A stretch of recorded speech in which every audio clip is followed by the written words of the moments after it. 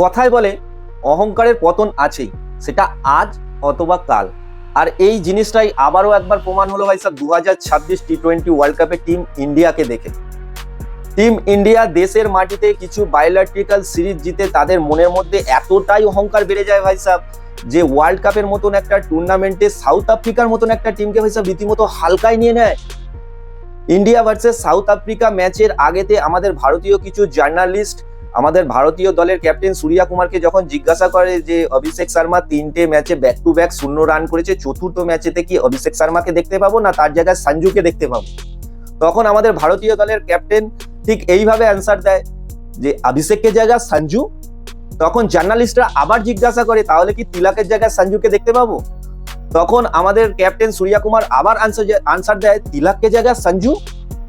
মানে actually Sanju Samsung আমাদের captain সূর্যা কুমার যাদবের চোখে কোনো প্লেয়ারই নয় ভাই সাহেব, সে এমনি ইন্টারন্যাশনাল ক্রিকেটে সুযোগ পেয়েছে।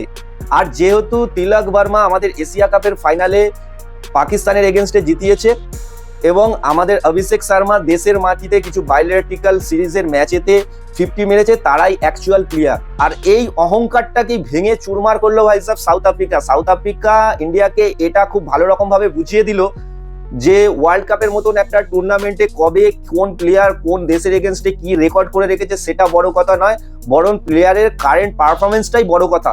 এটা খুব ভালো রকম বুঝিয়ে দেয়। আর সেদিন সাউথ আফ্রিকা শুধু ইন্ডিয়াকে ভাই সাহেব একটা ম্যাচ হারিয়ে দিয়ে যায়নি, বরং ইন্ডিয়াকে পাকিস্তান বাংলাদেশের বর্তমান পরিস্থিতি ঠিক যেরকম সেই রকম জায়গাতে দাঁড় করিয়ে দিয়ে চলে গেছে। আমরা অতীতে দেখেছি যে পাকিস্তান বা বাংলাদেশের যখন সুপার 8-এর একটা দুটো খেলায় হেরে যায়, এই ধরনের সমীকরণ করতে যে অমুক দেশের সাথে তমুক দেশের আজকে খেলা আছে, যদি কোনো কারণবশত তমুক দেশ হেরে যায় তাহলে আমাদের সেমিফাইনালে যাওয়ার রাস্তা ক্লিয়ার আছে, বা বৃষ্টির কারণে তমুক দিনের ম্যাচ যদি কোনো কারণে ভেস্তে যায় তাহলে আমরা সেমিফাইনাল পর্যন্ত পৌঁছতে পারবো। আর আজকে সাউথ আফ্রিকা ইন্ডিয়াকে ঠিক সেই রকম একটা জায়গায় দাঁড় করিয়ে দিয়ে চলে গেছে ভাই সাহেব।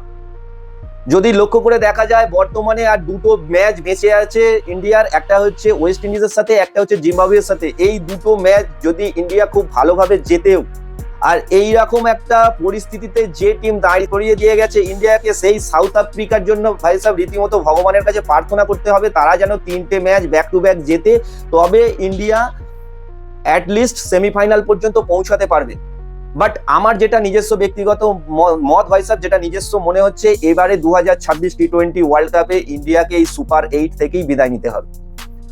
এটা আমার নিজস্ব ভিতর থেকে মনে হচ্ছে, কারণ টিম ইন্ডিয়ার পারফরমেন্স দেখে। তোমরা তোমাদের ওপিনিয়ন অবশ্যই কমেন্টে জানাও, তোমাদের কি মনে হচ্ছে এইরকম একটা পরিস্থিতি থেকে টিম ইন্ডিয়া কি আদেও সেমিফাইনাল পর্যন্ত পৌঁছতে পারবে নাকি সুপার 8 থেকেই বিদায় নিতে হবে। আর ভিডিও যদি ভালো লাগে অবশ্যই লাইক কমেন্ট শেয়ার করো, চ্যানেলটিকেও সাবস্ক্রাইব করো। আজকের মতন টাটা, দেখা হবে নেক্সট কোনো ভিডিওর সাথে।